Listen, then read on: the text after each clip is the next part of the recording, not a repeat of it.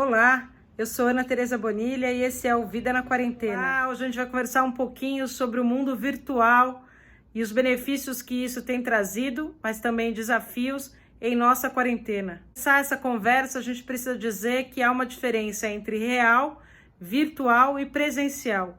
Real é aquilo que a gente vivencia e a gente vivencia muita coisa no mundo virtual. Presencial é quando os nossos corpos estão presentes, quando de fato nos encontramos. E o virtual é justamente o tema da nossa conversa de hoje. E essa quarentena mudou a maneira como a maior parte de nós se relaciona com a tecnologia. É claro que sempre houve um nicho entusiasta, um nicho muito animado e até que precisava desse recurso. Mas agora todos nós fomos lançados a nos familiarizar e a utilizar todos esses recursos. O virtual não é uma transposição do presencial. A gente precisa entender que no mundo virtual existem novos territórios.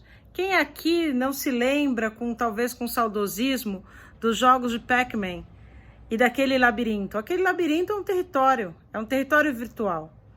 A gente tem uma história com aquilo, uma história com aquele espaço, uma história com aqueles personagens. Existem territórios no mundo virtual que são muito semelhantes aos territórios do mundo presencial. Alguns jogos, inclusive, se baseiam em mapas. Existem muitas reconstruções. Há um projeto interessantíssimo do professor Tupi de reconstrução de monumentos históricos com Minecraft, mas são certamente reproduções do mundo presencial. E o Pokémon Go, por exemplo, faz uma outra coisa. Ele tem a imagem e tem a referência do território presencial, mas com realidade aumentada, ele interfere nesse território. E agora, as aulas online? As aulas online também não são a transposição direta de uma sala presencial para o mundo virtual. Elas são a constituição de um novo território. A gente utiliza uma ferramenta, seja o Zoom, o Teams, mesmo, por exemplo, o vídeo de WhatsApp. Você utiliza essas ferramentas e elas se constituem, a partir dessa experiência, também em territórios. Então, naquele momento em que estamos todos no Zoom, professor, alunos ou um colaborador conversando com outro membro do seu time, ou até numa formação, uma capacitação, aquilo se torna uma sala de aula. Mas não é uma sala de aula como é a presencial.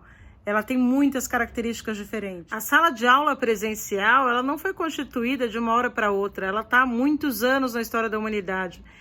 Em Montevidéu, no Uruguai, há um museu, que é o Museu da Pedagogia, em que é possível ver toda essa história de mudança do contexto da escola e também da maneira como as pessoas se relacionavam dentro da sala de aula e como ela era fisicamente. Levantar a mão, pedir a palavra, a maneira de colocar as cadeiras, tudo isso é cultural e tudo isso foi construído socialmente.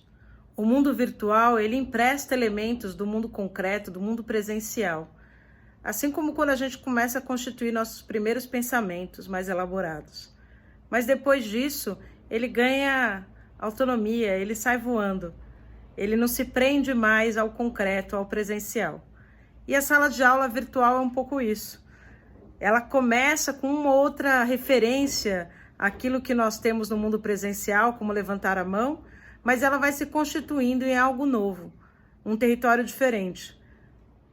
A mesma coisa com o escritório virtual. A forma como uma reunião se dá, dependendo do qual território for, e as pessoas de TI vão dizer ferramenta, plataforma, ela vai mudar a maneira como as pessoas se relacionam e precisam se criar etiquetas para isso. Como a gente tem a forma correta de se relacionar no cinema, que é diferente do teatro, que é diferente da igreja, diferente de um jantar em família, em cada país, em cada cultura, em cada época. Isso vai sendo construído coletivamente. E esse é o desafio que está posto nesse momento. Tanto para a escola, quanto para empresas, quanto para atendimentos médicos online, atendimentos psicológicos. Há muito, sim, sem dúvida, que já foi feito. Mas agora isso não é uma opção de entusiastas. Isso não é uma questão de um nicho. Essa é a realidade para todas as pessoas que estão confinadas em seus apartamentos e casas. Então a quarentena tem nos feito mudar a maneira como nós nos relacionamos em diferentes ambientes e construir coisas novas, habilidades novas, potencialidades novas, formas diferentes de produção. Mas isso gera muita insegurança, muita incerteza. Quais serão as consequências disso? O que a gente perde nesses territórios e nesse tipo de interação, o que a gente ganha? As crianças, adolescentes e adultos precisam se adaptar e construir essas regras e esses espaços juntos. No começo dos e-mails, quanta gente não se confundiu, até se estabelecerem algumas regras e combinados. A mesma coisa no WhatsApp, que ainda está em processo, mas que, enfim, começava com aquele boa noite, boa tarde, bom dia, mensagem de não sei o que, mensagem do que não sei lá, agora já pode apagar, agora já tem o administrador, agora as pessoas já fazem regras e combinados para aquele grupo, já se estabelece o horário, por exemplo, que você pode desligar o som. Uma série de coisas vão mudando à medida que a experiência naquele território, através daquela plataforma, ferramenta, dependendo da área, a gente vai chamar de um jeito, vai se dando. Então, realmente, é uma construção desse momento histórico. Quais são as dicas para isso? A primeira delas é: procure ver o que te incomoda nesse processo. Se o que te incomoda é a questão do equipamento, a questão da conexão, ou de fato a maneira como as pessoas se relacionam naquele ambiente. Se for a maneira como as pessoas se relacionam naquele ambiente, então que tal propor regras e construir junto com as pessoas que ali estão possibilidades novas de interação. Mas ao propor também saber ouvir como são as múltiplas experiências. Assim como para alguém pode ser bastante difícil ficar numa palestra sentado, enquanto para outro é quase impossível correr uma maratona. Existem diferentes experiências em diferentes territórios com diferentes propostas. A gente não pode tomar a nossa experiência como a única possível. Amanhã a gente vai ter a oportunidade de conversar com um especialista na área, que é o Victor Amatucci, e a gente vai entender melhor como são esses aplicativos, essas plataformas, como são as conexões. A gente vai falar desses territórios, dessas etiquetas, dessas possibilidades novas de interação e como nós, na quarentena, podemos utilizar isso a nosso favor. Até amanhã.